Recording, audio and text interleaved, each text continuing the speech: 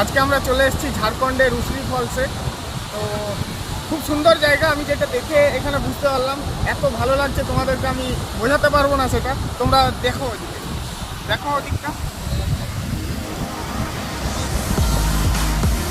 পুরো ঝর্ণা, উপর থেকে জল পড়ছে, এত সুন্দর পরিবেশ, ঠান্ডা, খুব ভালো লাগছে।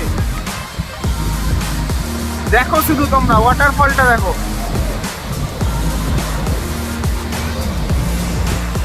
এখানে অনেকেই পিকনিক করতে এসছে,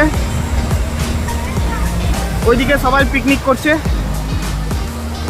সবাই এদিকটা পুরোটাই পিকনিক। তোমরা এসে বাস গাড়ি যেভাবে আসো, তোমরা ওদিকে পার্কিংয়ের ব্যবস্থা করা আছে।